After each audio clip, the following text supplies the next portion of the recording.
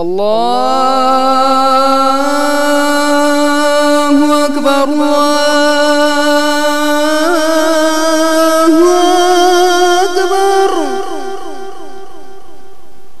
اللہ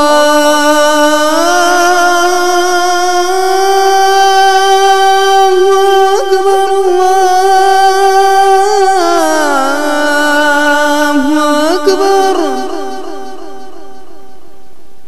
أشهد أن لا إله إلا الله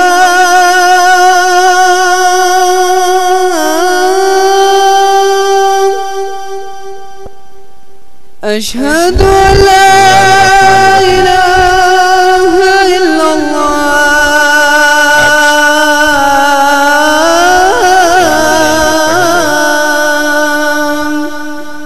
چھٹے پارے کی تفسیر آپ حضرات کے سامنے پیش کرنے جا رہا ہوں.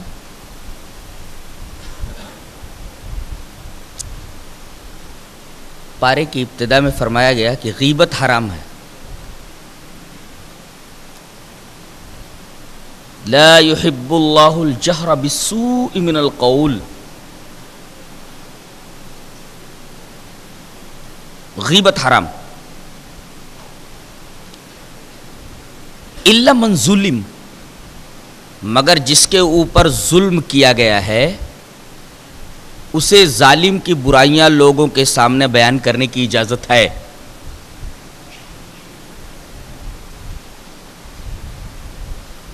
حدیث پاک میں ہے کہ نبی کریم صلی اللہ علیہ وسلم نے فرمایا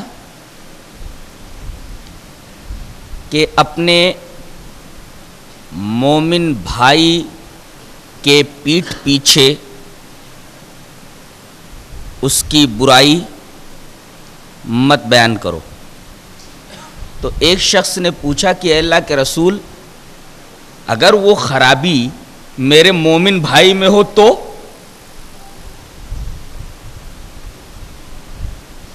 کہا کہ یہی تو غیبت ہے. اگر وہ برائی تیرے مومن بھائی کے اندر ہے اور اس برائی کو تو اس کے پیٹھ پیچھے لوگوں سے بیان کرتا پھر رہا ہے تو یہی تو غیبت ہے. اور اگر کوئی ایسی برائی تو اپنے مومن بھائی کی اس کی پیٹھ پیچھے بیان کر رہا ہے جو اس کے اندر ہے ہی نہیں تو یہ بہتان ہے. تو اگر کوئی برائی مومن بھائی کے اندر ہے اور اس کے پیٹھ پیچھے وہ برائی کوئی آدمی لوگوں کے سامنے بیان کرتا پھر رہا ہے تو یہ غیبت ہے. اور اگر وہ برائی اس مومن بھائی میں نہیں ہے اور بیان کرتا پھر رہا ہے تو یہ بہتان ہے. اور دونوں سے شریعت مطہرہ میں مسلمانوں کو، مومنوں کو روکا گیا ہے. تو غیبت سے بچو، بہتان لگانے سے بچو. ہاں، وہ شخص جس کے اوپر ظلم کیا گیا ہو وہ ظالم کی برائیاں لوگوں کے سامنے اس کے پیٹھ پیچھے افشا کر سکتا ہے تاکہ لوگ اس کے پنجے ظلم و استبداد سے محفوظ رہیں.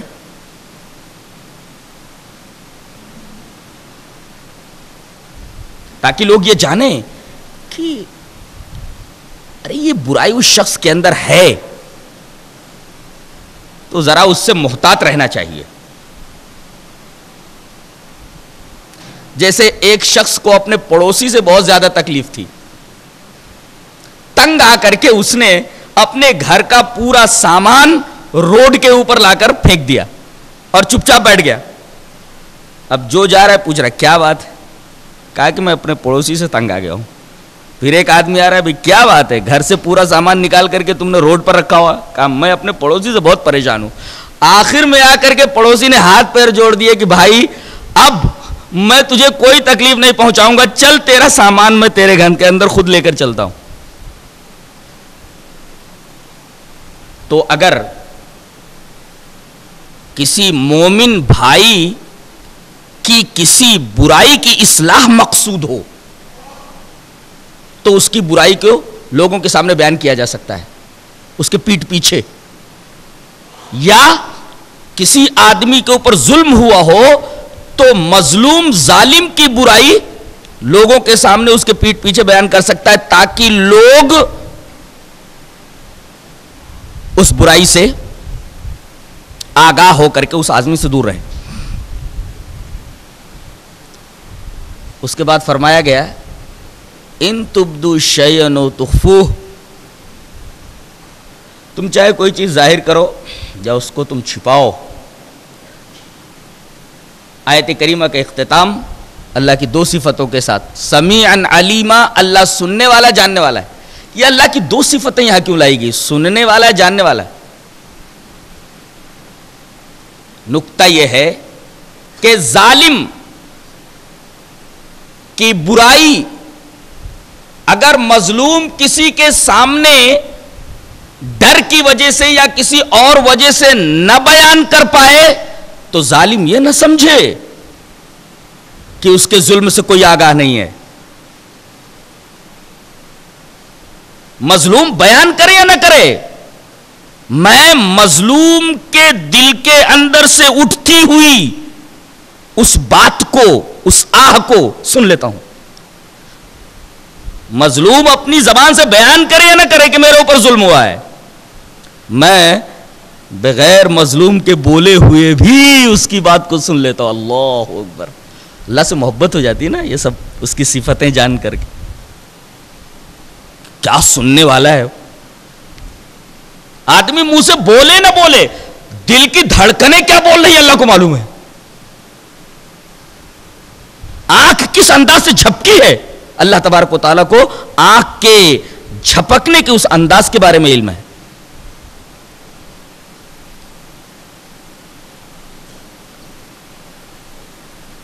تو سمیعن کہہ کر کے ظالم کو خبردار کیا گیا ہے.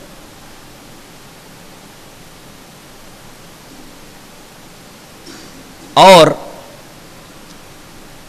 علیمن کہہ کر کے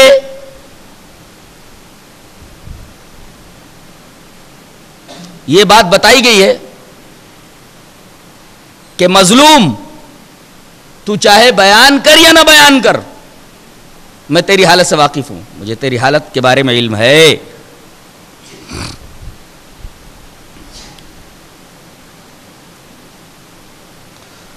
آگے یہ فرمایا جا رہا ہے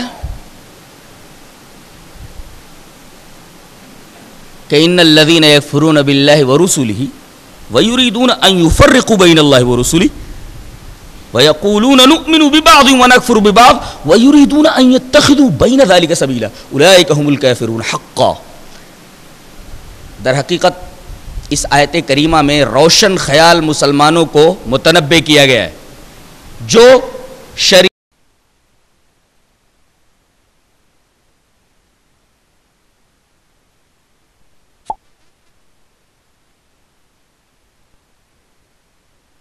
روئے زمین کے اوپر اتنی بڑی مجرم قوم اور کوئی نہیں ہے جو اتنا بڑا پاپ کرے اور اس پاپ کے اوپر فخر کرے، بمباغ دوحل اس کا اعلان کرے.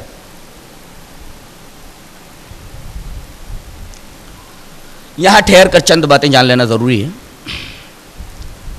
پہلی بات تو یہ جان لیں کہ یہاں حضرت عیسیٰ علیہ السلام کے 4 اوصاف بیان کیے گئے اور ان 4 اوصاف کو لا کر کے 4 باتیں بتایا جانا مقصود ہے. وہ 4 اوصاف کیا ہیں؟ رسول اللہ،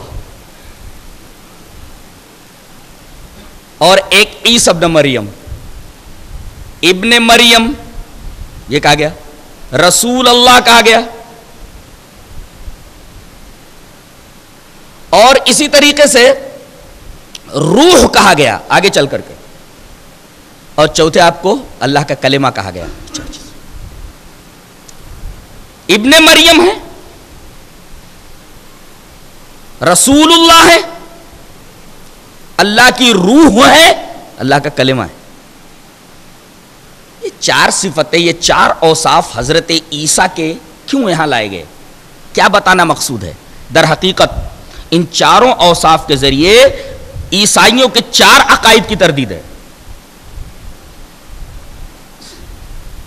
اور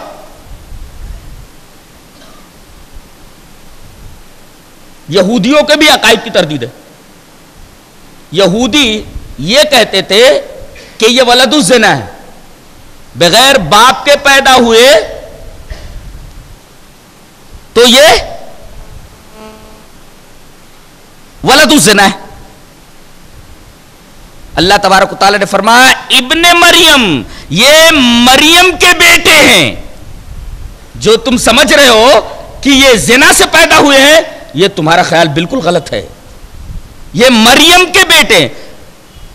اصل میں بیٹا اپنے باپ کی طرف منسوب ہوتا ہے۔ اگر یہاں عیسیٰ علیہ السلام کا کوئی اور باپ ہوتا تو اللہ تبارک و تعالی اس کا نام لے کر کے یہاں عیسیٰ علیہ السلام کو ان کی طرف منسوب کیا جاتا۔ ان کی ماں کی طرف انتساب اس بات کی دلیل ہے کہ وہ بغیر باپ کے پیدا ہوئے، اور اللہ تبارک و تعالی نے ایک معجزے کے طور پر بغیر باپ کے ان کو پیدا فرمایا۔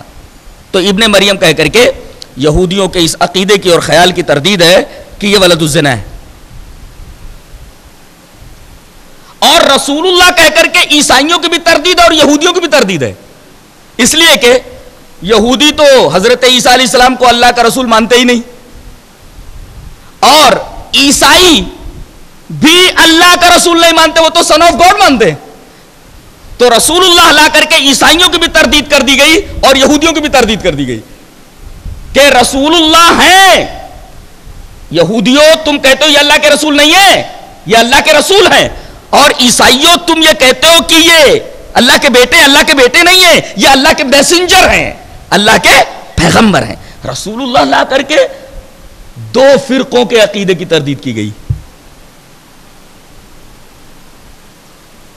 تیسرے کہا گیا کہ یہ اللہ کا کلمہ ہے، جس کلمے کو اللہ تبارک و تعالی نے مریم کی طرف بذریعہ جبرائیل ڈلوایا۔ القاہا الی مریم، کلمتہ القاہا الی مریم، اللہ کا کلمہ ہے جس کلمے کو مریم کے بطن میں حضرت جبرائیل کے ذریعے ڈلوایا گیا۔ یہ کلمہ کیا تھا؟ اس کی وضاحت نہیں موجود ہے۔ سورہ مریم میں ذرا تفصیل ہے کہ ایک دفعہ حضرت مریم تنہائی میں بیٹھی ہوئی تھی، اچانک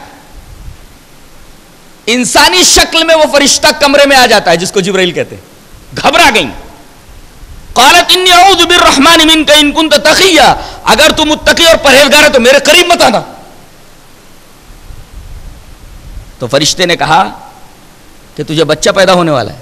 کہنے لگی میری شادی ہی نہیں تو بچہ کہاں سے ہوگا؟ کہا کہ یہ اللہ تبارک و تعالیٰ کی مرضی ہے۔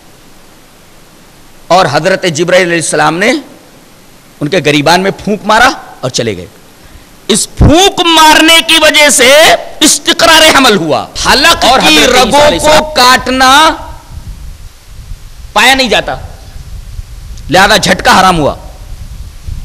جھٹکا کیا ہوا جانور استعمال نہیں کیا جا سکتا۔ یہیں یہ جان لینا بھی ضروری ہے کہ باہر سے جو گوشت درآمد ہو کر کے ہمارے پاس آتے ہیں، ان گوشت کے بارے میں شریعت کا کیا حکم ہے؟ تو ایک حدیث ہے کہ رسول اللہ صلی اللہ علیہ وسلم کے پاس لوگ گوشت لے کر کے آیا کرتے تھے، خاص طور سے اہل کتاب۔ تو صحابہ کرام رضوان اللہ تعالی علیہ مجمعین نے پوچھا کہ اللہ کے رسول، اہل کتاب یعنی یہودی اور عیسائی ہمارے پاس گوشت لے کر کے آتے ہیں، اس گوشت کا کیا کیا جائے؟ کہا کہ سم اللہ علیہ وکلو، اس پر اللہ کا نام لے کر کے کھا لو، بسم اللہ پڑھ کر کے کھا لو۔ اس سے یہ پتا چلتا ہے کہ اہل کتاب کا ذبیحہ تو جائز ہے، لیکن یہ معلوم ہو کہ یہ گوشت کمیونسٹ ملکوں سے آ رہا ہے تو یہ بات پختہ ہو جاتی ہے کہ اس پر اللہ کا نام نہیں لیا گیا ہے، اور کسی جانور کے اوپر اللہ کا نام نہ لیا گیا ہو تو اس جانور کا گوشت کھانا حرام ٹھہرتا ہے۔ اہل کتاب جب ذبح کرتے ہیں تو اس پر اللہ کا نام لیتے ہیں، اس وجہ سے ان کا ذبیحہ استعمال کرنا جائز قرار پایا ہے۔ لیکن کمیونسٹ جو اللہ کو مانتے ہی نہیں، یا وہ لوگ جو بسم اللہ پڑھ کر کے جانور ذبح نہیں کرتے، ان کا ذبیحہ حرام ہے۔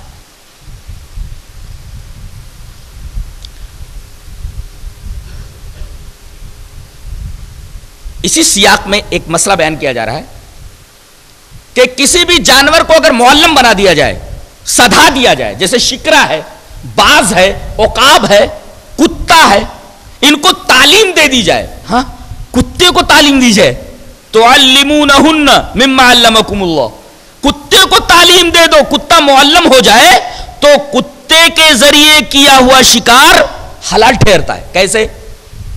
پہلے یہ سمجھ لیں کہ کتا اگر کسی جانور کو, حلال جانور کو پکڑ لے اور مار ڈالے تو اس کا کھانا حرام ہے.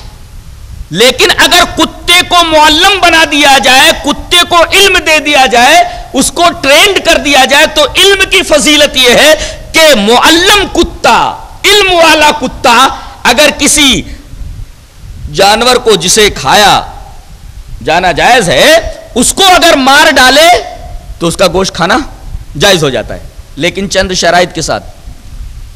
کتا ٹرینڈ ہونا چاہیے, معلم ہونا چاہیے. اچھا, معلم کب ہوتا ہے کتا؟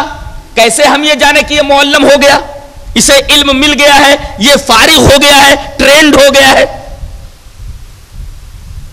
کسی جانور کے اوپر آپ اس کتے کو چھوڑیں, جانور کے پاس پہنچ گیا اور آپ اس سے کہیں کہ واپس آ جا, تو جانور کو چھوڑ کر کے واپس آ جائے تو سمجھو کتا فارغ ہو گیا آپ ٹریننگ کے اس اسکول سے. اور اسی کتے کو شریعت میں معلم کہا جاتا ہے.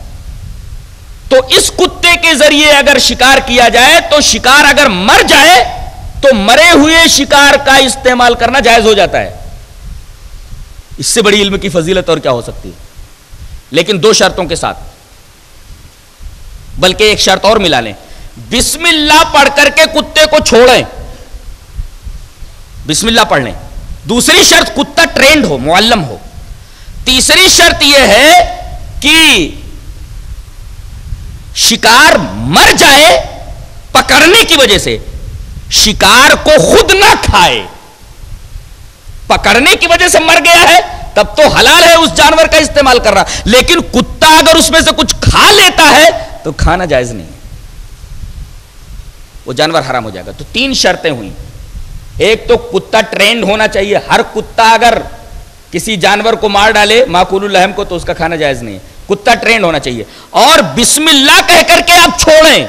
اور تیسرے, جانور سے وہ کتا کچھ نہ کھائے. یہ تین شرطیں اگر پائی جاتی ہیں تو کتے کا مارا ہوا, معلم کتے کا مارا ہوا جانور استعمال کیا جا سکتا ہے.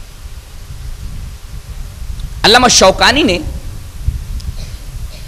ایک اور مسئلہ بیان فرمایا ہے کہ بندوق کے ذریعے اگر بسم اللہ پڑھ کر کے کوئی جانور شکار کیا گیا, گولی لگ گئی اور جانور گر پڑا, پہنچتے پہنچتے اس جانور تک جانور مر گیا, تو بندوق سے مارا ہوا وہ جانور جس تک پہنچتے پہنچتے جانور مر چکا ہے, اس جانور کا کھانا حلال ہے یا حرام ہے؟ تو انہوں نے کچھ احادیث کی روشنی میں جائز قرار دیا ہے کہ بسم اللہ کہہ کر کے اگر بندوق سے کسی جانور کو مارا جائے اور جانور گولی لگ کر کے گرے اور آپ کے پہنچنے سے پہلے مر جاتا ہے تو استعمال کرنا جائز ہے. یہ علامہ شوکانی رحمت اللہ علیہ نے نیل الاوتار کے اندر کچھ احادیث کی روشنی میں یہ مسئلہ بیان کرتے ہیں. اس کے بعد ایک اور مسئلہ بیان کیا جا رہا ہے کہ کتابیہ عورت سے, یعنی یہودی لڑکی سے یا عیسائی لڑکی سے شادی مسلمان لڑکا کر سکتا ہے کہ نہیں؟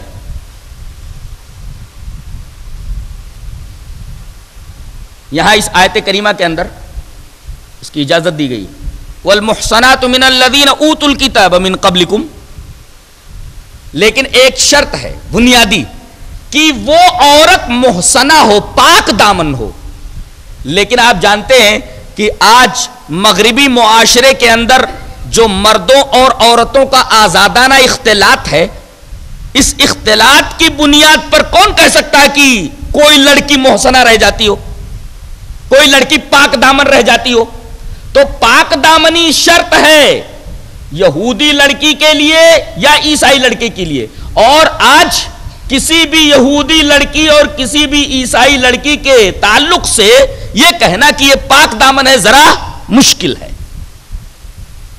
اسوق سے اگر یہ معلوم بھی ہو جائے کہ لڑکی پاک دامن ہے تو اب ایک شرط اور ضروری ہے. کیا؟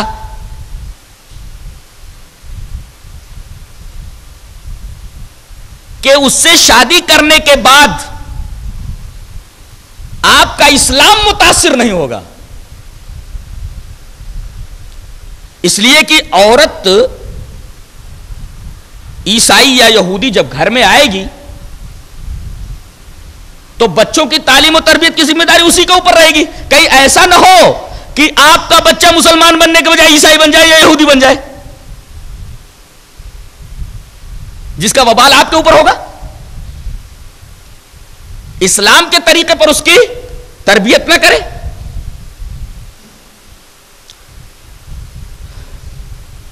اور عام طور پر مرد عورتوں سے متاثر ہو جاتے ہیں. کہیں ایسا نہ ہو کہ یہودیہ عورت اور عیسائیہ عورت سے شادی کرنے کے بعد آپ کا ایمان خطرے میں پڑ جائے.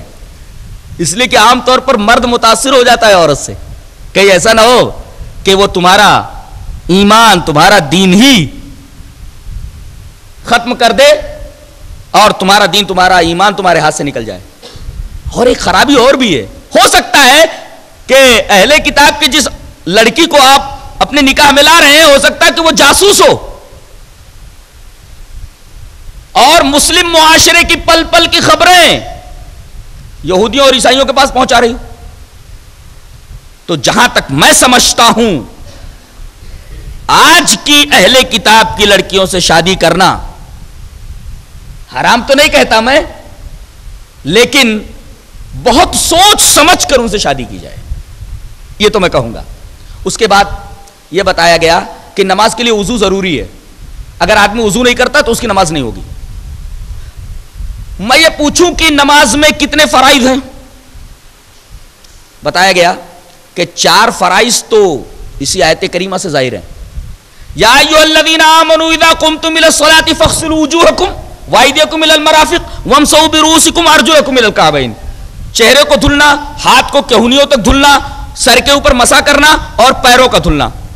4 فرائض تو اسی آیت کریمہ میں بیان کر دیے گئے اور 3 فرائض حدیث سے ثابت ہیں. کل 7 فرائض ہو جاتے ہیں وضو میں. 3 فرائض حدیث سے کون سے ثابت ہیں؟ ایک تو نیت، یہ فرض ہے. دوسرے توالی، پے در پے. مثلا ابھی آپ نے ہاتھ دھلا اور منہ دھلا، تھوڑا ٹہل کر کے آ گئے پھر مسح کر رہے ہیں اس کے بعد پیر دھل لیں، ایسا نہیں ہے. اب جب آپ ٹہل کر کے آئیں گے تو پھر سے وضو کریں گے. آپ آدھا وضو آپ نے کر لیا اور آدھا کہتے ہیں تھوڑا ٹہل کر آتا ہوں اس کے بعد کرتا ہوں. نہیں، توالی ہونا، پے در پے ہونا، یہ وہ اچھے. اور 7 ترتیب. پہلے پیر نہیں دھل سکتے آپ، بلکہ جس طریقے سے اللہ نے شروع کیا اسی طریقے سے آپ شروع کریں گے. پہلے منہ دھلیں گے، اس کے بعد ہاتھ دھلیں گے، اس کے بعد مسح کریں گے، اس کے بعد پیر دھلیں گے. اب آپ کہیں گے میں نے چہرہ دھلنے کے بعد پہلے کر دی ہے. وہ پہلے ہاتھ دھلا جاتا ہے. وہ جو اتنا ہاتھ دھلا جاتا ہے وہ ہاتھ دھلنا سنت ہے. وہ یعنی آپ اٹھے ہیں اور کسی برتن میں پانی کے ہاتھ ڈالنے سے پہلے اپنا ہاتھ اتنا دھل ڈالیں. حقیقت میں ہاتھ پورا دھلنا مراد ہے. تو پہلے چہرہ دھلنا، اس کے بعد ہاتھ یہاں سے لے کر کے یہاں تک کہنی تک پورا ہاتھ دھلنا اور اس کے بعد سر کا مسح کرنا، پھر پیر کا دھلنا. تو کل 7 فرائض ہوئے. 4 فرائض تو اس آیت کریمہ سے ظاہر ہیں اور 3 فرائض احادیث سے. کل 7 فرائض وضو کے اندر ہوئے. اس کے بعد تیمم کا مسئلہ بیان کیا جا رہا ہے. تیمم کیسے کیا جاتا ہے تو میں نے بتا دیا تھا. یہ تیمم کیے جانے کا، تیمم کے حکم کے نازل ہونے کا پس منظر کیا تھا؟ نبی کریم صلی اللہ علیہ وسلم ایک غزوے سے لوٹ رہے، مقام بیدا کے اوپر آپ نے پڑاؤ ڈالا. حضرت عائشہ رضی اللہ تعالیٰ عنہ کا ہار گم ہو گیا تھا. ڈھونڈنے میں اتنی دیر لگ گئی کہ عصر کا ٹائم ہو گیا اور جہاں پر پڑاؤ ڈالا گیا تھا وہاں پانی نہیں تھا. تمام صحابہ کرام پریشان ہو گئے اور آپس میں چیمی گوئیاں کرنے لگے کہ جہاں ہم نے پڑاؤ ڈالا ہوا ہے وہاں پانی نہیں ہے، اور اگر ہم یہ ہار نہ گم ہوا ہوتا تو ہم کہیں آگے چل کر کے ایسی جگہ پر رکتے جہاں پانی ہوتا اور وہاں ہم وضو بنا کر کے نماز پڑھ لیتے. یہ تو ایسی جگہ ہم لوگ پھنس گئے ہیں جہاں نماز کا وقت ہو گیا اور پانی دستیاب نہیں، اب کیا کیا جائے؟ صحابہ کرام آپس میں چیمی گوئیاں کر رہے ہیں، پریشان ہیں. حضرت ابو بکر صدیق رضی اللہ تعالیٰ عنہ آئے اور دیکھا کہ میری بیٹی کدھر ہے. اسی کی وجہ سے یہ مشکل پیش آئی ہے اور سارا لشکر پریشان ہے اس بچی کی وجہ سے. میرے دیکھا کہ نبی کریم صلی اللہ علیہ وسلم حضرت عائشہ رضی اللہ تعالی عنہ کے زانوں پر سر رکھ کر کے سو رہے ہیں اور یہ بیٹھی ہوئی ہیں. قریب آئے, ایک چونکا دیا غصے میں. انہوں نے بہت برداشت کیا. برداشت اس وجہ سے کیا کہ اگر ادھر ادھر ہونے لگتی, برداشت نہ کرتی تو نبی کریم صلی اللہ علیہ وسلم کے جاگ جانے کا اندیشہ تھا. غصے میں چونکا دیا, کہ تیری وجہ سے ہم لوگ بہت پریشانی میں مبتلا ہو جاتے. ابھی حضرت ابو بکر رضی اللہ تعالیٰ عنہ چونکا مار کر کے ڈانٹ کر کے اپنی بیٹی کو باہر نکلے ہی تھے کہ ادھر وہی کا نزول ہوا کہ اگر پانی نہ ملے فَإِن لَّمْ تَجِدُوا مَاءً فَتَيَمَّمُوا صَعِيدًا طَيِّبًا فَامْسَحُوا بِوُجُوهِكُمْ وَأَيْدِيكُمْ. اگر پانی نہ ملے تو تم لوگ تیمم کر لیا کرو. تمام لشکر کے افراد کے درمیان خوشی کی ایک لہر دوڑ گئی. ہر آدمی آ کر کے حضرت عائشہ رضی اللہ تعالی عنہ کے لیے ان کے باپ حضرت صدیق سے مبارکبادی کے کلمات کہنے لگا کہ اے ابو بکر کی اولاد, تمہاری وجہ سے شریعت کے اندر کتنی آسانیاں ہو گئی ہیں. تو حضرت ابو بکر صدیق جو ابھی تک اپنی بیٹی کے اوپر غصہ ہو رہے تھے, پیار آنے لگا حضرت عائشہ رضی اللہ تعالیٰ نے کہ میری بچی کی وجہ سے, اس کی وجہ سے اللہ تبارک و تعالیٰ نے مسلمانوں کے اوپر ایک طریقے کی آسانی فرما دی کہ اگر پانی نہ ملے تو مٹی سے تیمم کر کے نماز پڑھ لیا کرو. اس کا پس منظر یہ ہے.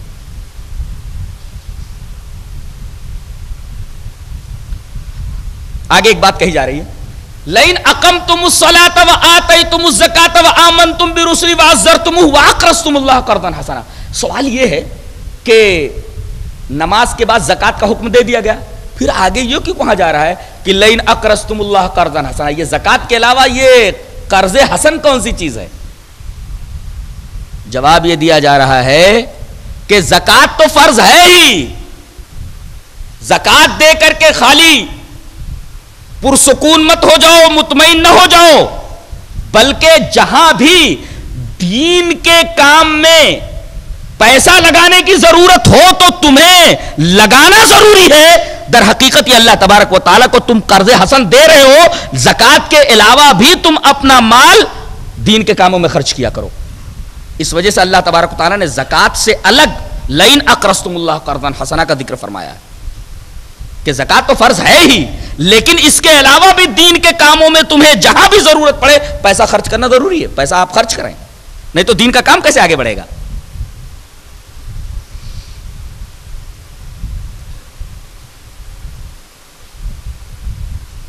اس کے بعد فرمایا جا رہا ہے کہ اگر کوئی دعا مانگو اور وسیلہ لے لیا کرو تو دعا زیادہ مؤثر ہوتی ہے, دعا کے اندر تاثیر زیادہ پیدا ہو جاتی ہے. غور سے سنیے, یا ایھا الذین آمنوا اتقوا اللہ وابتغوا الیہ الوسیلہ وجاہدوا فی سبیلہ لعلکم تفلحون. ترجمہ دیکھیے, اے ایمان والو اللہ تبارک و تعالیٰ سے ڈرو اور اللہ تک پہنچنے کے لیے وسیلہ تلاش کرو. وجاہدوا فی سبیلہ, اور اس کے راستے میں جد و جہد کرو, تب تم کامیاب ہوگے. لعلکم تفلحون. اللہ تک پہنچنے کے لیے وسیلہ تلاش کرو. میں نے ابھی کیا کہا؟ میں نے یہ کہا کہ آدمی جب کوئی دعا کرے اگر وسیلہ لے لے تو دعا کے اندر تاثیر زیادہ پیدا ہو جاتی ہے. وسیلہ جس دعا کے اندر لیا جائے وہ دعا بہت زیادہ مؤثر ہوتی ہے. اب سوال یہ ہے کہ یہ وسیلہ کیا ہے؟ مجمل ہے, کس چیز کا وسیلہ؟ اب جب واضح نہیں ہے تو اس کی وضاحت نبی کریں گے کہ وسیلہ کا کیا مطلب ہے.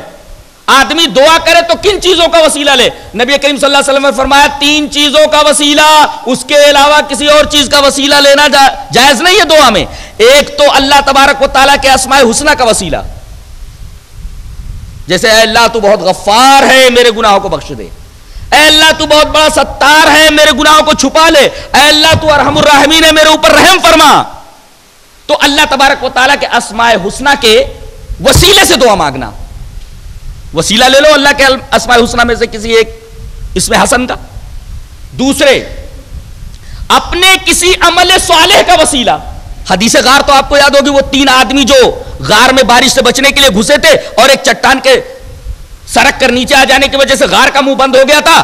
ان لوگوں نے دیکھا کہ یہ تو ہم لوگوں کی زندہ ہی قبر بن گئی ہے, اب اس سے نکلیں گے کیسے؟ اتنی بڑی چٹان کو ڈھکیل کر کے ہٹانا یہ تو ہم تینوں کے بس کی بات نہیں. اب اللہ تبارک و تعالیٰ کا رحم ہی ہوگا تب جا کر کے یہ چٹان ہٹے گی اور ہم نکل سکیں گے. ہر ایک نے دعا مانگی اور اپنی دعا کے اندر اپنے کسی اچھے عمل کا حوالہ دیا. وہ تو آپ کو معلوم ہے, ایک آدمی نے دعا کی, اس میں اپنے اچھے عمل کا حوالہ دیا. اس میں ایک بڑی پیاری بات ہے. وہ دعا کرتے ہوئے کہتا ہے, اللہ تو جانتا ہی ہے کہ میں اپنے ماں باپ سے کتنا پیار کرتا تھا, کتنی محبت کرتا تھا. بکریاں چرا کر کے لاتا تھا, دودھ دوہتا تھا, پہلے اپنے ماں باپ کو پلا دیتا تھا, اس کے بعد اپنے بال بچوں کو دیتا تھا. ایک دفعہ بہت دیر میں بکریاں لے کر کے آیا, میرے ماں باپ سو چکے تھے, میرے بچے بھوک سے بلک رہے تھے, میرے معبود تجھے علم ہے, لیکن میرے ماں باپ سو چکے تھے. جگاؤں تو کہیں نیند میں خلل نہ ہو. رات بھر میں ان کے بستر کے پاس کھڑا رہا کہ یہ اٹھے اور میں ان کو دودھ دے دوں. جب تک وہ لوگ جاگے نہیں اور دودھ نہیں دے دیا, میرے بچے بلکتے رہے, میں نے ان کو دودھ نہیں دیا. اے اللہ, میرا یہ عمل اگر خالص تیرے لیے تھا تو چٹان کو ہٹا دے. اللہ تبارک تعالیٰ نے چٹان کھسکا دی. تو دعا کے اندر وسیلہ دعا کو مؤثر بناتی ہے, لیکن وسیلہ کس چیز کا لینا یہ رسول بتائیں گے. رسول نے کیا فرمایا کہ اللہ کے اسماء حسنہ کا وسیلہ یا اپنے کسی نیک عمل کا وسیلہ. جیسے آپ نے قرآن پڑھا, قرآن پڑھنے کے بعد کہ اللہ میں نے رات میں جاگ کر کے تیرا یہ کلام پڑھا ہے, اگر خالص یہ تیرے لیے میں نے کیا ہے تو اللہ تبارک تعالیٰ میرا فلاں کام بنا دے. مجھے یہ بیماری لاحق ہے, فلاں کو یہ بیماری لاحق ہے, اللہ تبارک تعالیٰ اس بیماری کو دور فرما دے. دعا کے اندر تاثیر پیدا ہو جاتی. 2 رکعت نماز پڑھیں, اللہ تبارک و تعالیٰ سے مانگیں کہ اے اللہ اگر یہ 2 رکعت نماز جو میں نے تیرے لیے پڑھی ہے خالص تجھے خوش کرنے کے لیے میں نے کیا ہے تو اللہ تبارک تعالیٰ میرا فلاں کام پورا کر دے. پورا ہو جاتا کام. جو کام کرنا وہ تو ہم کرتے نہیں ہیں, اللہ سے مانگنے کا ایک طریقہ ہے. سچ یہ ہے وہ انداز طلب ہم میں نہیں ہے. سچ یہ ہے وہ انداز طلب ہم میں نہیں ہے. مانگو تو صحیح, اب بھی دعاؤں میں اثر ہے. مانگنے کا سلیقہ ہمارے پاس نہیں. تو اللہ کے اسماء حسنہ کا وسیلہ, اپنے کسی نیک عمل کا وسیلہ, اور کسی زندہ بزرگ آدمی کی دعا کا وسیلہ. جیسے جب قحط پڑ جاتا تھا, بخاری کی روایت ہے کتاب الاستسقاء کی, جب قحط پڑتا تو حضرت عمر رضی اللہ تعالیٰ عنہ, حضرت عباس جو نبی کریم صلی اللہ علیہ وسلم کے چچا محترم تھے, ان کے پاس آتے اور کہتے چلو دعا کرو. تو حضرت عباس کے ساتھ سب دعا کرتے اور پھر اللہ تبارک تعالیٰ پانی برساتا تھا. دیکھو کسی بزرگ نیک آدمی کی دعا کا وسیلہ, میرے لیے دعا فرما دیجئے. وسیلے کی یہ صرف 3 قسمیں بیان کی گئی, وسیلے کی چوتھی کوئی قسم نہیں ہے. مرے ہوئے بزرگوں کا وسیلہ, یہ جو ہم لوگ وسیلے لے رہے ہیں یہ سارے کے سارے ناجائز وسیلے ہیں, ان کا کوئی ثبوت قرآن اور حدیث میں نہیں ہے. وسیلے 3 ہی قسم کے, اللہ کے اسماء حسنہ کا وسیلہ, اپنے کسی عمل صالح کا وسیلہ, اور کسی زندہ نیک آدمی کی دعا کا وسیلہ.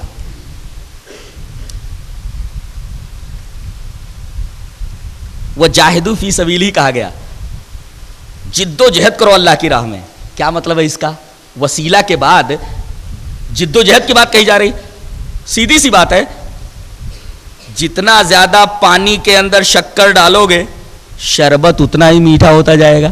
ہاں تو جتنا زیادہ تم وسیلہ لوگے, جتنے زیادہ اچھے اعمال کرو گے, جتنا اللہ تبارک و تعالیٰ کے اسماء حسنہ کا وسیلہ لوگے, جیسے پانی میں جتنا شکر ڈالو گے, کہتے جتنا گڑ ڈالو گے اتنا میٹھا ہوگا, ایسے ہی جتنا اچھا عمل کرو گے اتنی ہی زیادہ تمہاری دعا قبول ہوگی. اچھے اعمال کرو, ان اعمال کے حوالے دے کر کے اللہ تبارک و تعالیٰ سے دعا کرو, اللہ تبارک و تعالیٰ تمہاری دعائیں سنے گا, قبول کرے گا.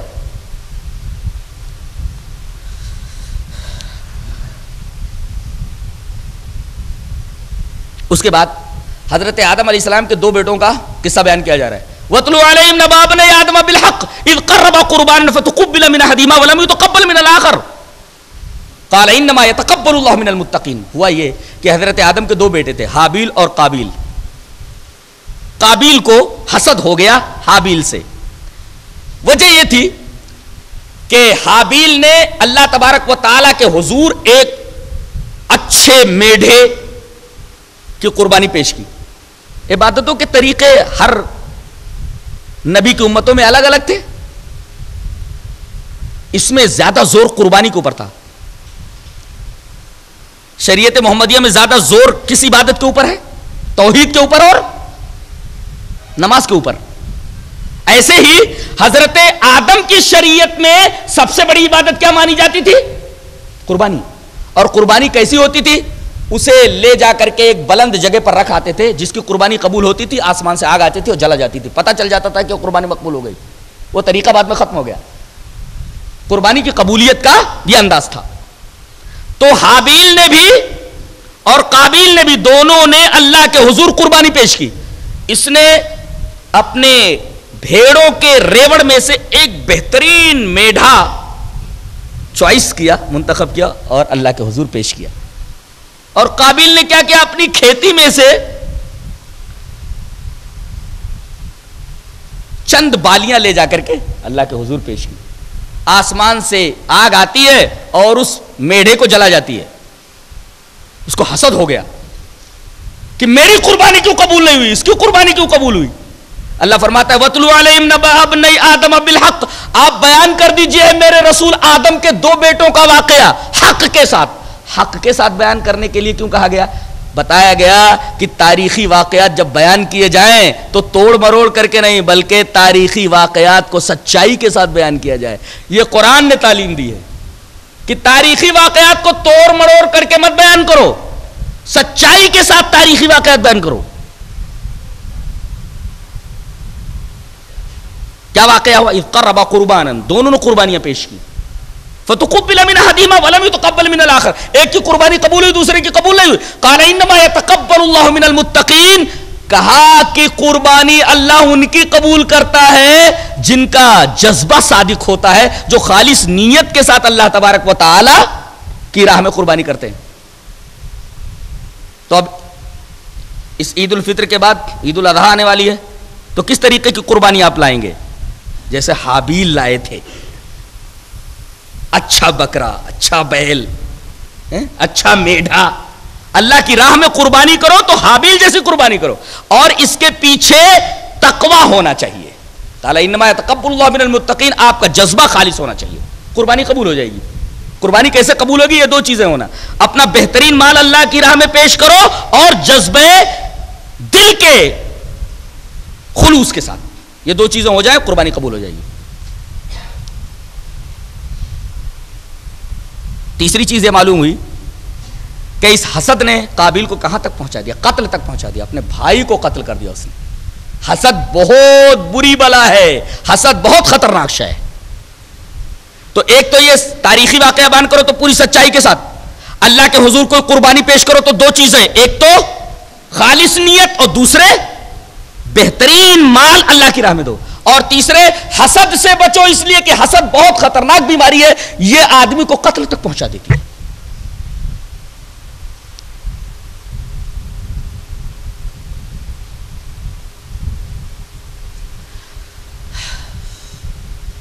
اس کے بعد ایک بڑی عجیب بات فرمائی جا رہی ہے کہ یہ دنیا میں جہاں بھی بڑے فسادات رونما ہوتے ہیں اس کا سرچشمہ کدھر ہے معلوم ہے؟ منبع کدھر ہے, مصدر کدھر ہے؟ قرآن حکیم بیان فرماتا ہے کہ کلما اوقدوا نارا للحرب اطفاها اللہ, جب بھی ان یہودیوں نے لڑائی کی آگ بھڑکانی چاہی تو اللہ تبارک و تعالی نے اس آگ کو بجھا دیا. یہ آیت کریمہ بتا رہی ہے کہ دنیا میں فتنہ و فساد پھیلانے میں سب سے پیش ہیں, اور انہوں نے پوری دنیا کے اندر فتنہ پھیلانے میں زبردست رول ادا کیا ہے,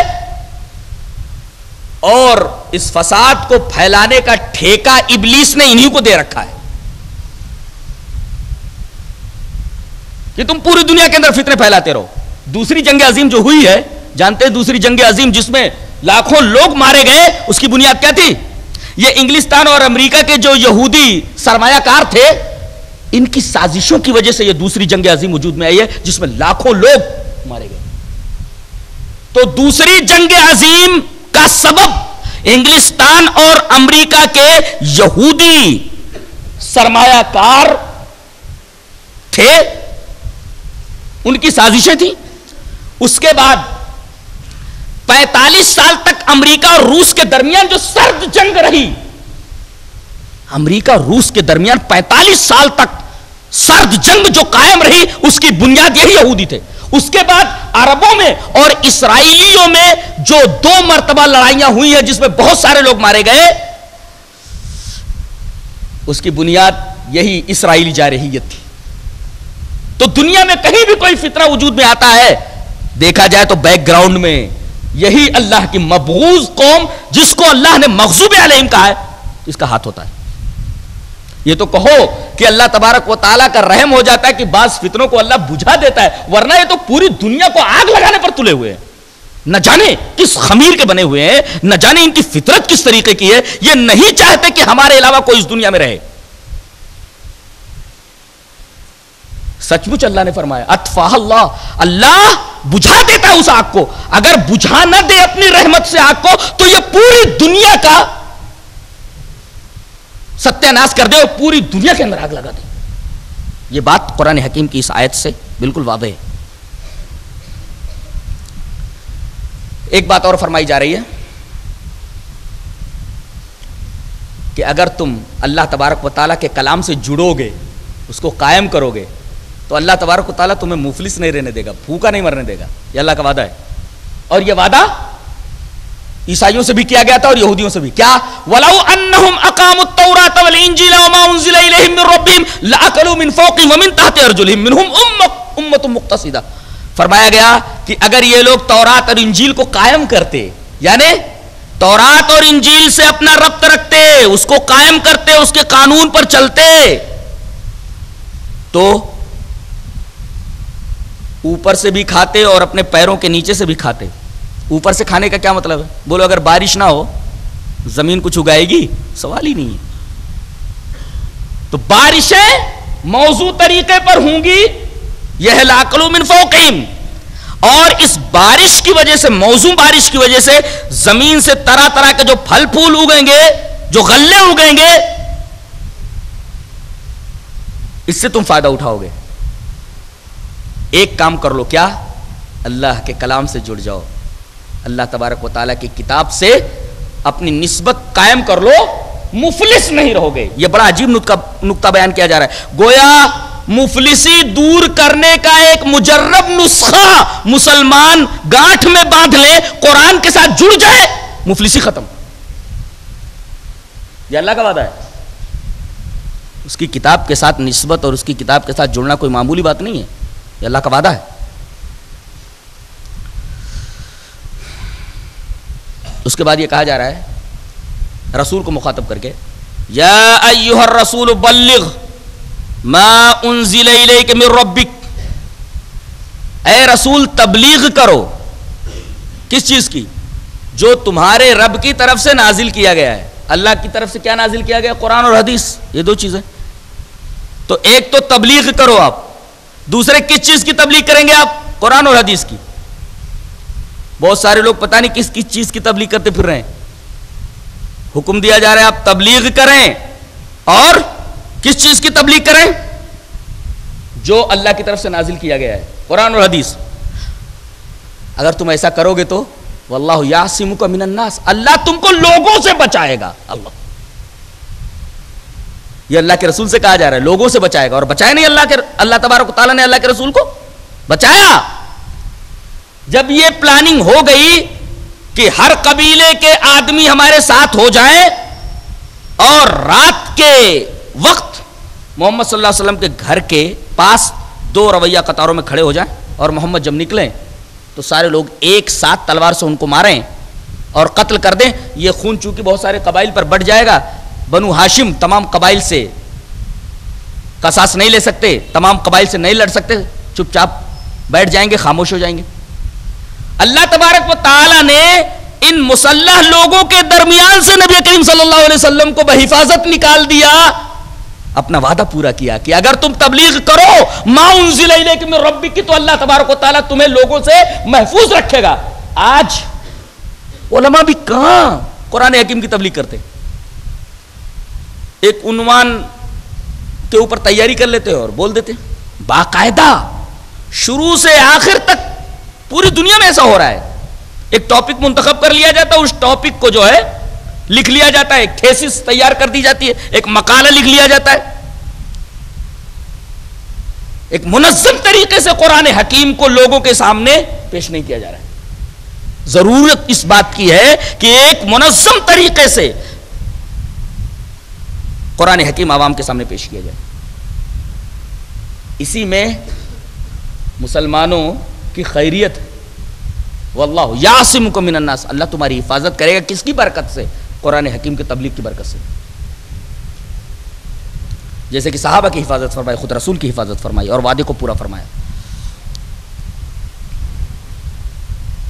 تبلیغ کہاں سے شروع کریں گے وہ بھی بتا دیا گیا. پہلے اپنی ذات سے, پھر اس کے بعد آپ کے جو قریبی ہیں, دوست, ان کے پاس آپ تبلیغ کرنے کے لیے جائیں. اس کے بعد وانذر عشیرتک الاقربین, آپ کے جو قریبی رشتہ دار ہیں. اس کے بعد آپ کا محلہ, اس کے بعد آپ کا شہر, اور اس کے بعد پھر اطراف شہر. یہاں کیا کرتے ہیں لوگ, ابھی خود نہیں سدھرے, ابھی گھر نہیں سدھرا, اور بسترا بوریا اٹھا لیتے ہیں اور ادھر ادھر پھرتے رہتے ہیں. یہ تبلیغ کا ایک خاص طریقہ ہے جو قرآن حکیم میں بیان کر دیا گیا ہے. اس کے بعد اللہ تبارک و تعالی نے فرمایا سمندر کے پانی میں سے کم کرے گی, اللہ پوری مخلوقات کو بھی کھلا دے, رب کے خزانوں میں اتنی کمی بھی نہیں آتی. ایک خیال تو یہ کہ یہ ثالث و ثلاثہ ہے, یہ ٹرینیٹی, تین میں کے تیسرے ہیں. لقد کفر الذین قالوا ان اللہ ثالث و ثلاثہ, کافر کہتے ہیں کہ یہ تین میں کے تیسرے, یعنی ٹرینیٹی کا عقیدہ رکھنے والوں کو قرآن نے کافر کہا ہے. ایک تین اور تین ایک, یہ ٹرینیٹی جس کو ثالث و ثلاثہ کہتے ہیں قرآن میں, قرآن کی زبان میں ان کو کافر کہا گیا ہے. دوسرے لقد کفر الذین قالوا ان اللہ هو المسیح ابن مریم, بعد عیسائی یہ کہتے ہیں کہ اللہ ہی مسیح ابن مریم ہے, یعنی اللہ کوئی دوسرا نہیں ہے, یہی عیسیٰ ہی اللہ ہے. ان کو بھی اللہ تبارک تعالیٰ نے کہا ایسے لوگ بھی کافر ہیں. لقد کفر الذین قالوا ان اللہ هو المسیح ابن مریم. اور وقالت اليہود عزیر ابن اللہ وقالت النصارى المسیح ابن اللہ. عزیر کہتے ہیں, عزیر کے بارے میں یہودی کہتے ہیں کہ یہ اللہ کے بیٹے ہیں عزیر, اور حضرت مسیح کے بارے میں عیسائی کہتے ہیں کہ یہ اللہ کے بیٹے ہیں, سن آف گاڈ کا بھی عقیدہ, یہ کفری عقیدہ ہے. اور عجیب بات تو یہ ہے کہ یہ عقیدہ مسلمانوں میں بھی ہے. نور من نور اللہ, اللہ کے نور میں سے ایک نور ہے, اللہ کے نور سے نور ہے, یعنی اللہ کے نور کا حصہ ہے. بتائیے اس میں اور اس عقیدے میں, نور من نور اللہ کے عقیدے میں اور سن آف گاڈ کے عقیدے میں کیا فرق ہے؟ کوئی فرق نہیں. اچھا یہ بتائیے کہ تینوں مل کر کے الگ الگ تین تشخص کے ساتھ ہیں کہ مل کر کے ایک ہو گئے؟ پہلے یہ بتایا جائے, پوچھا جائے کہ ٹھیک ہے یہ حضرت عیسیٰ ہیں, یہ مریم ہے, یہ خدا ہے, تینوں ملنے کے بعد بھی الگ الگ تشخص رکھتے ہیں؟ یہ پوچھا جائے.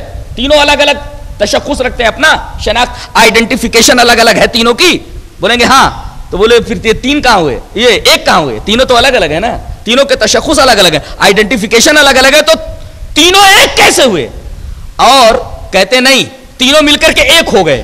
اب تینوں مل کر کے جب ایک ہو گئے تو اب یہ پوچھا جائے کہ سولی کس کو دی گئی تھی, سولی کس کو دی گئی تھی؟ سب مل کر کے جب ایک ہو گئے تو یہ سولی جب دی گئی تو تینوں کے تینوں مر گئے, چلو خدا بھی مر گیا, نعوذ باللہ من ذالک, سب کے سب ختم ہو گئے.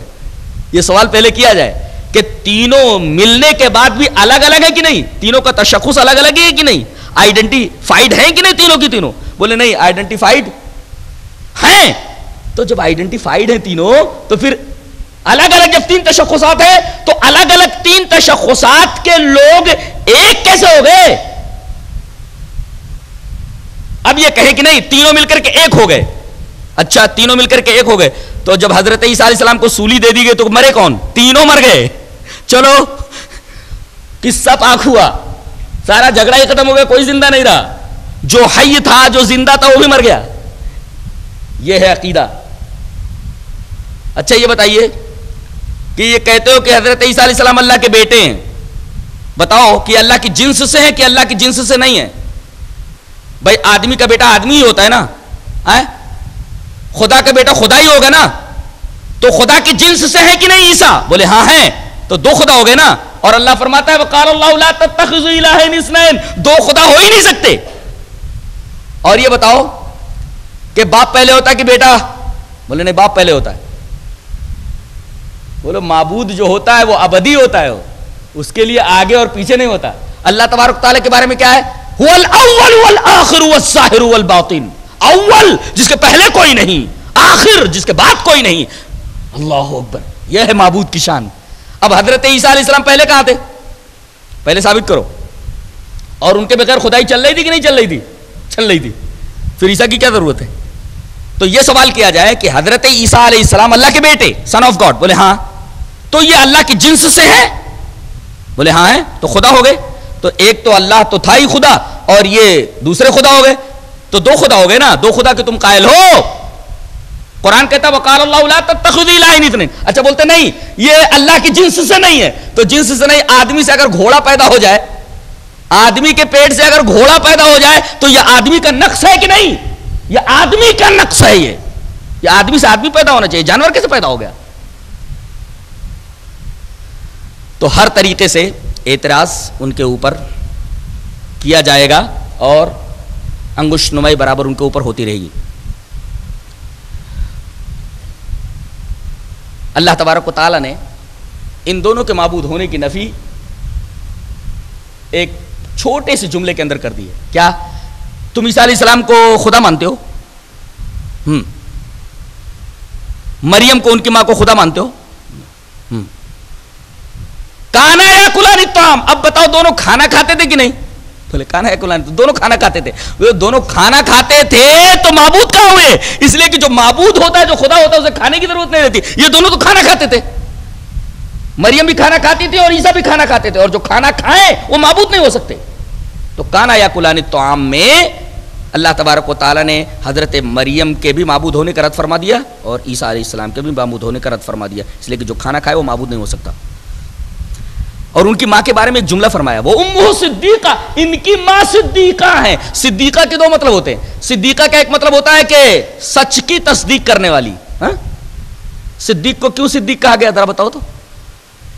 ایک تو ہوتا سچا اور ایک ہوتا سچ کی تصدیق کرنے والا. نبی کریم صلی اللہ علیہ وسلم جب معراج سے آئے, آپ نے فرمایا کہ میں رات کے حصے میں بیت المقدس گیا, بیت المقدس سے پھر آسمان پر گیا, ساتوں آسمانوں کی سیر کر کے آ گیا. ابو جہل ہنسنے لگا, تمام کفار ہنسنے لگے کہ یہ کچھ نیا عجوبہ محمد پیش کر رہے ہیں. اب ان کا جو سب سے پیارا دوست ہے, گہرا دوست ہے, ذرا اس کے سامنے یہ بات رکھی جائے, ابھی اس کا ایمان ڈاواڈول ہو جائے گا. کھٹکھٹایا دروازہ, ابو جہل نے صبح ہی صبح آ کر کے. حضرت صدیق باہر نکلے, کہا کیا بات ہے؟ کہا کہ تمہارے جو صاحب ہیں ان کے بارے میں کچھ تم نے سنا کہ وہ ایک نئی بات لے کر کے آئے ہیں؟ کہا کہ کیا؟ کہا کہ کہتے ہیں کہ رات کے ایک حصے میں بیت المقدس گیا, 40 دن کا راستہ ہے یہاں سے, اور اس کے بعد آسمانوں پر گئے, ساتوں آسمانوں کی سیر کر کے جنت دوزخ کا مشاہدہ کر کے آئے ہیں. ہے نا کتنی عجیب بات, جھوٹ بول رہے ہیں نا, ان کا دماغ خراب ہو گیا ہے نا. حضرت صدیق ایمان دیکھیے, پہاڑوں جیسا ایمان ہے. اللہ اکبر. فرما رہے ہیں یہ میرے رسول نے کہا ہے. کہا کہ ہاں کہا ہے. کہا کہ اگر میرے رسول نے کہا ہے تو حرف بحرف صحیح ہے, 101% صحیح ہے. اللہ, یہ ہے صدیق کا ایمان. اسی وجہ سے کہا گیا کہ ابو بکر صدیق ہیں, یعنی سچ کی تصدیق کرنے والے. تو یہی لفظ حضرت مریم کے بارے میں استعمال ہوا, وہ امہ صدیقہ. حضرت عیسیٰ علیہ السلام کی ماں صدیقہ ہیں. تو صدیقہ کا ایک مطلب پاک دامن, کسی مرد نے ان کو ہاتھ نہیں لگایا. یہ تو ایک معجزے کے طور پر حضرت عیسیٰ علیہ السلام سے پیدا ہوئے, انہوں نے زنا کا ارتکاب نہیں کیا, زنا کو صدور ان سے نہیں ہوا. یہ پاک ہے, پاک دامن ہے, سچی ہیں. دوسرا مطلب یہ ہے جب بولتی ہیں تو کبھی جھوٹ نہیں بولتی, سچ بولتی ہیں.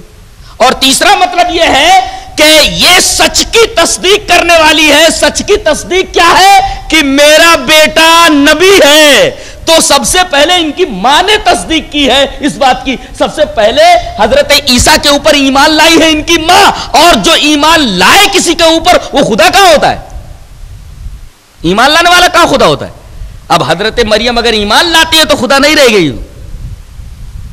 تو ایمان لانے سے یہ خدا نہیں. اور جن کے اوپر ایمان لایا گیا ہے کہ یہ اللہ کے رسول ہیں، رسالت کے اوپر ایمان لائیں، تو حضرت عیسیٰ علیہ السلام کا اللہ کا پیغمبر ہونا ثابت ہوا، نہ کہ ان کا سن آف گاڈ ہونا یا خدا ہونا ثابت ہوا.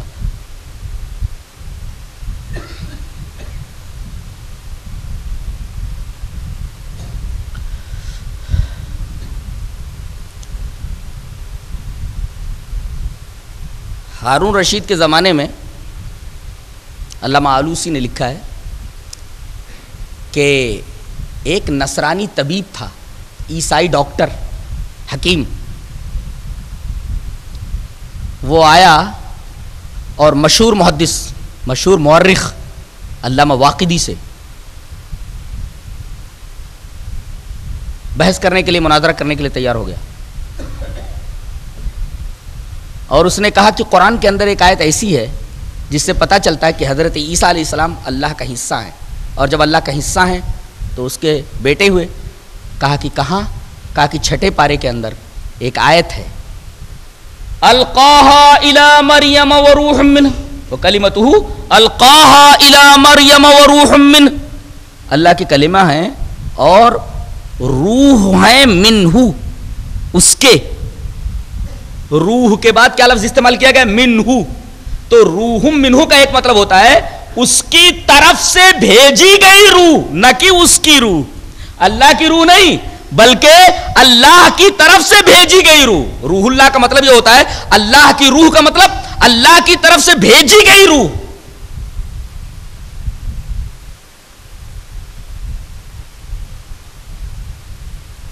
تو علامہ واقدی نے ایک آیت پیش کی، کہا کہ اگر تم روح منہ کہہ کر کے یہ ثابت کرنا چاہ رہے ہو کہ حضرت عیسیٰ علیہ السلام اللہ تبارک و تعالیٰ کا حصہ ہے، اس طرح وہ اللہ کے بیٹے ہو گئے، اس طرح تو پوری کائنات اللہ کا حصہ ہو جاتی ہے.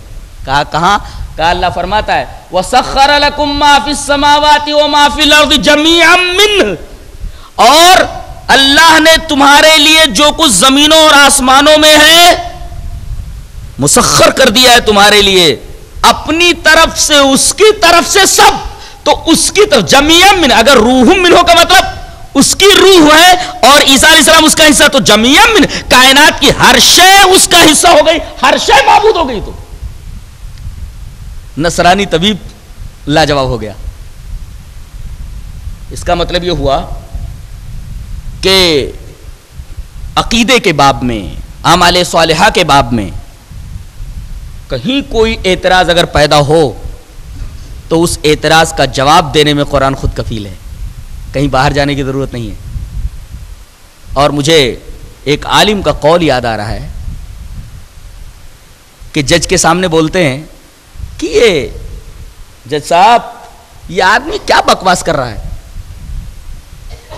خدا کی قسم دنیا کے کسی بھی سوال کا جواب اگر میں قرآن سے نہ دے دوں تو قرآن اللہ کا کلام نہیں. کیا بات کر رہا ہے؟ دنیا کے کسی بھی سوال کا جواب اگر قرآن سے نہ دے دوں تو قرآن اللہ کا کلام نہیں. مدراس میں ٹی وی کے اوپر ایک عالم آتے ہیں، میرا خیال ہے کہ بھی زین العابدین، تو سوالات و جوابات کے سلسلے ہوتے ہیں. تو اس میں کسی نے یہ سوال کیا تھا کہ کیا قرآن میں تمام سوالات کے جوابات ہیں؟ کہ ہاں، ہر سوال کا جواب دے سکتا ہوں میں قرآن حکیم سے. بولے ایک سوال ہے، اس کا جواب قرآن سے دیجئے. بولے کیا؟ بولے بتائیے کہ آج بازار میں پیاز کا بھاؤ کتنا ہے، قرآن سے بتائیے. بازار میں پیاز کا بھاؤ کیا ہے، کئی روپے کلو پیاز بک رہی ہے، قرآن سے ثابت کیجئے. انہوں نے ایک آدمی کو بلایا جس کا تعلق بازار سے تھا. کہا کہ بھائی یہ بتائیے کہ بازار میں آج پیاز کا بھاؤ کیا ہے؟ بولے 10 روپیہ کلو ہے. تو جواب دے رہے ہیں مولانا اس سے پوچھ کر کے، سوال کرنے والے کو کہ بھائی 10 روپیہ کلو ہے آج کا بازار بھاؤ پیاز کا.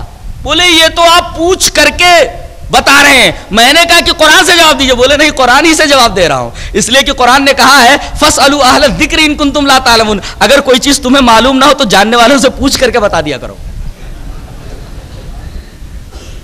اس سے پتا چلا کہ قرآن حکیم میں دنیا کے ہر سوال کا جواب موجود ہے.